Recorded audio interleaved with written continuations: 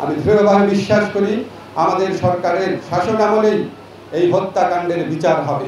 গত 15 বছর 15.5 বছর বাংলাদেশে যে স্বৈরতন্ত্র যে ফ্যাসিস্ট শাসন ব্যবস্থা কায়েম হয়েছিল, বাংলাদেশের মানুষ তা 36 দিনে না, আপনারা খেয়াল করে দেখবেন, বড়জোর 15 দিনে সেই স্বৈরাচারী ফ্যাসিস্ট শাসককে উৎখাত করেছে, বাংলাদেশ থেকে বিতাড়িত করেছে।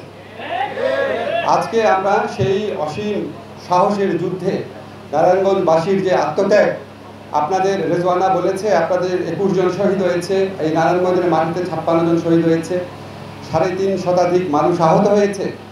এবং 5ই আগস্ট যারা আপনার গণভবনের দিকে অসীম সাহসে নিজেকে আত্মত্যাগের মহিমাতে প্রতিজ্ঞায় দৃঢ় হয়ে ছুটে গিয়েছিল, নারায়ণগঞ্জবাসীও তাদের মধ্যে ছিল। আমরা শ্রদ্ধা করে নারায়ণগঞ্জবাসীর সেই অবদানের কথা স্মরণ করি।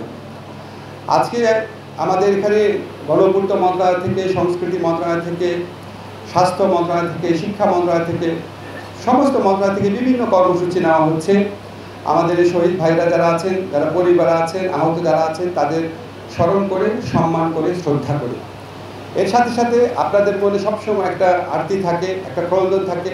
এত বড় গণহত্যা হলো, এত বড় মানবতা বিরোধী অপরাধ হলো, এমনভাবে আমাদের লোকদেরকে হত্যা করা হলো, এমনভাবে আমাদের ভাইদের চোখ নিয়ে নেওয়া হলো, অঙ্গহানি করা হলো, এত জঘন্য বিভৎস নির্মম হত্যাকাণ্ডের বিচার কোথায়?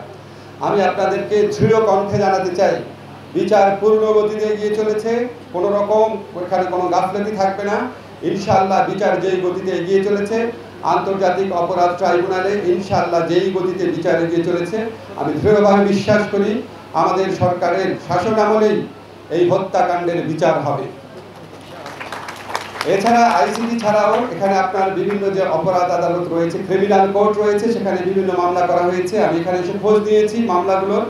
আমাকে এখানে যে পুলিশের দায়িত্বে আছেন এসপি সাহেব, উনি বলেছেন অনেকগুলো মামলার তদন্তের অনেক অগ্রগতি হয়েছে। আমি ওনাদেরকে রিকোয়েস্ট করেছি আপনারা চেষ্টা করেন 5ই আগস্টের আগেই মামলাগুলোর চার্জশিট দেওয়ার জন্য। ওনারা আমাকে অ্যাসিওর করেছেন যে অনেকগুলো মামলা ওনারা চার্জশিট দিতে পারবেন। চার্জশিট দেওয়া মাত্র আমরা বিবেচনা করে দেখব। চার্জশিট দেওয়ার পর বিচারের প্রক্রিয়া শুরু হয়। বিচারকে ত্বরান্বিত করার জন্য প্রয়োজন হলে আমরা দ্রুত বিচার আইনে এই সমস্ত অপরাধের বিচার করব। আপনারা জানেন স্থানীয়ভাবে নানান ধরনের আইন শৃঙ্খলা লঙ্ঘনকারী বিশৃঙ্খলার ঘটনা ঘটছে, ভয়াবহ হত্যাকাণ্ড ঘটছে, চাঁদাবাজির ঘটনা ঘটছে। জুলাইয়ের সময় আপনারা যে ঐক্যবদ্ধভাবে থেকে এই মহাপরাক্রমশালী ফ্যাসিস্ট শক্তিকে পরাজিত করেছিলেন, অবশ্যই আপনারা ঐক্যবদ্ধ থাকলে চাঁদাবাজদের প্রতিরোধ করতে পারবেন। আমাদের সরকারের দায়িত্ব থাকবে, পাশাপাশি আপনারা স্থানীয় যারা চাঁদাবাজ আছে, লুটেরা আছে, তাদের বিরুদ্ধে রুখে দাঁড়াবেন। ইনশাআল্লাহ প্রশাসন আপনাদেরকে সহযোগিতা করবে। আপনাদের সবার প্রতি আবার সম্মান ও শ্রদ্ধা জানিয়ে, শহীদ পরিবারে যারা আছেন তাদের প্রতি বিশেষ শ্রদ্ধা জানিয়ে এবং